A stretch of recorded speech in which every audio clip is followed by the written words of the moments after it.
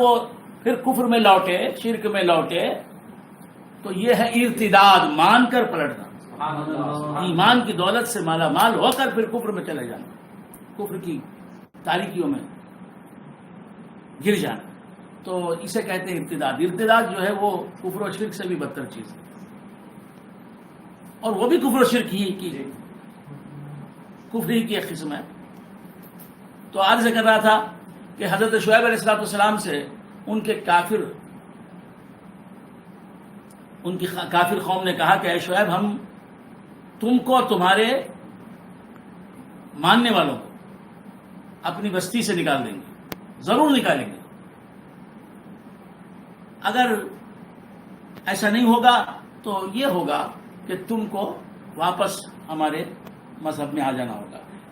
یہاں حضرت شعیب علیہ السلام تو بچپن ہی سے، اپنی زندگی کی پہلی سانس ہی سے ایمان والے ہیں، سبحان اللہ، سبحان اللہ، جی، ماں کے پیٹ سے ہی ایمان والے ہیں۔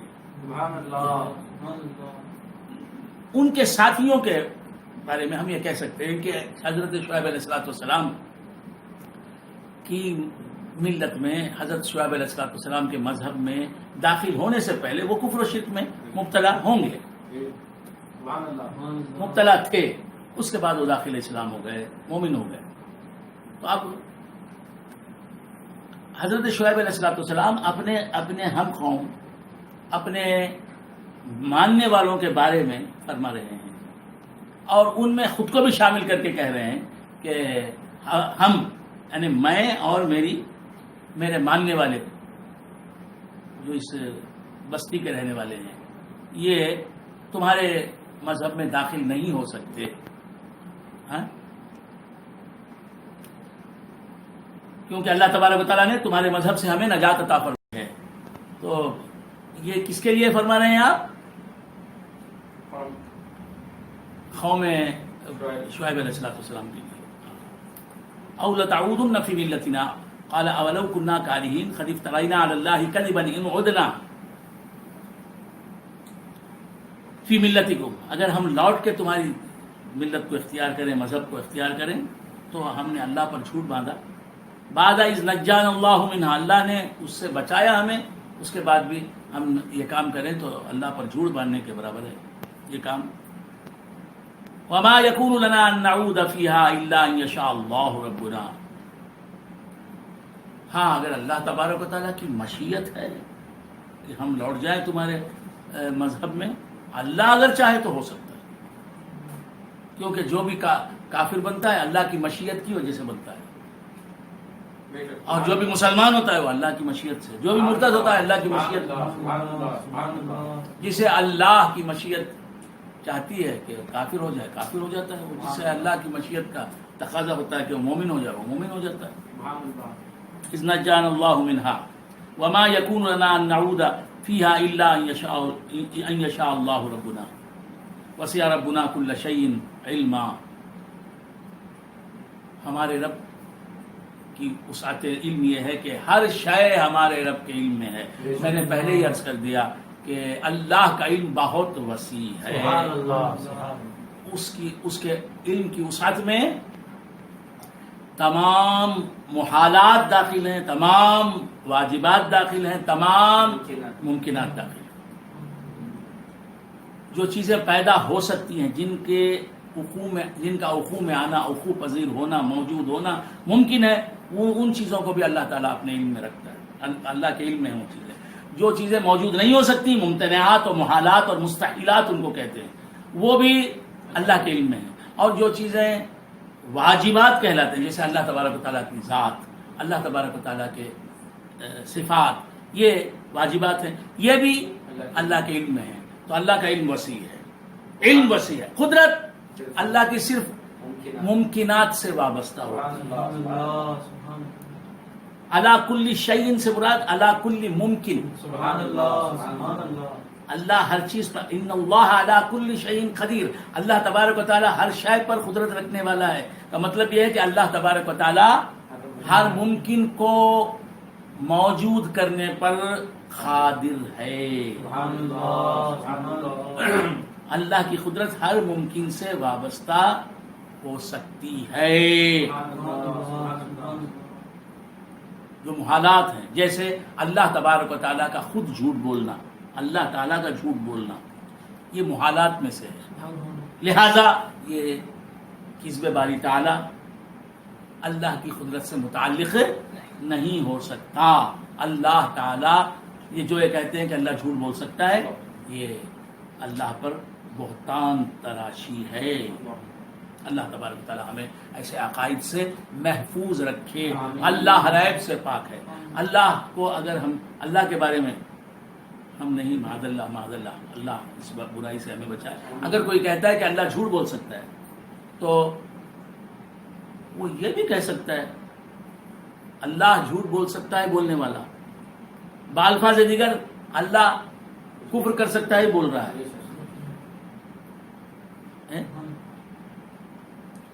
جب جھوٹ جیسے گھناؤنے فعل پر اللہ تبارک و تعالیٰ، جب جھوٹ جیسے گھناؤنے فعل کا اللہ کے تحت قدرت آنا ممکن ہے، تو جب اللہ جھوٹ بول سکتا ہے تو اللہ معاذ اللہ اس جملے کی کے تناظر میں کوئی دوسرا شخص بھی کہہ سکتا ہے کہ اللہ چوری کر سکتا ہے، اللہ ظلم کر سکتا ہے، معاذ اللہ، ہزار بار معاذ اللہ. تو جب اللہ چوری نہیں کر سکتا، اللہ ظلم نہیں کر سکتا، اللہ کفر نہیں کر سکتا، کیونکہ یہ سب عیوب ہیں اور اللہ حرائب سے پاک ہے. یہ نقائص اور رذائل ہیں، اللہ تبارک و تعالیٰ ان سے پاک ہے. تو جھوٹ جیسا بدترین اخلاقی جرم اللہ تعالیٰ سے کیسے سرزد ہو سکتا ہے؟ اللہ پاک ہے. سبحان ربنا، اللہ ہمارا پاک ہے ان برائیوں سے. ان باتوں کو اپنے ذہن نشین سے. اہل سنت و جماعت کا یہ عقیدہ نہیں ہے کہ اللہ جھوٹ بول سکتا ہے. یہ اہل سنت و جماعت کا عقیدہ نہیں ہو سکتا. عرض کر رہا تھا کہ وما يكون لنا ان نعود فيها الا ان يشاء الله ربنا وسع ربنا كل شيء علما. على الله توکلنا، ہم نے اللہ پر توکل کیا. کون فرما رہے ہیں؟ حضرت شعیب علیہ السلام. ربنا افتح بیننا وبین قومنا بالحق، اے ہمارے رب، ہمارے اور ہماری قوم کے درمیان فیصلہ فرما دے حق کے ساتھ. وانت خیر الفاتحین، اور تو بہترین فیصلہ کرنے والا ہے، تیرا فیصلہ سب سے بہتر ہے، اعلیٰ ہے، عمدہ ہے، افضل ہے. وقال الملأ الذين كفروا من قومه لئن اتبعتم شعيبا انكم اذا لخاسرون. وقال الملأ الذين كفروا من قومه لئن اتبعتم شعيبا انكم اذا لخاسرون.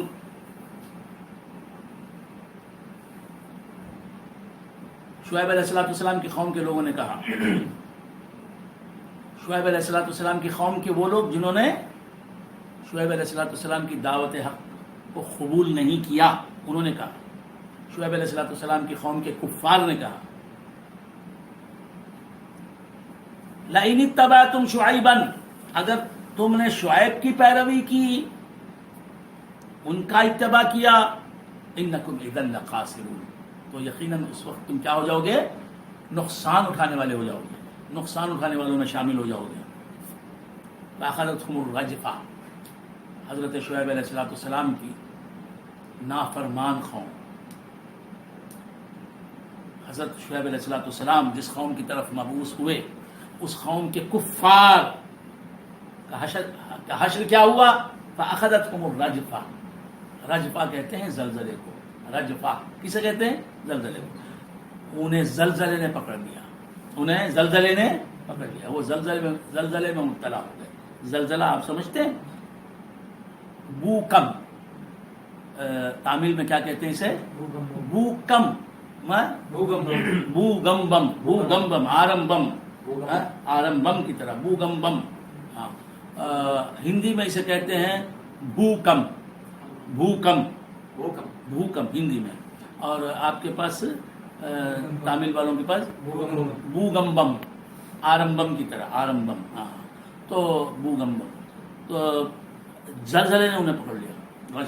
فاصبحوا فی دارہم جاثمین.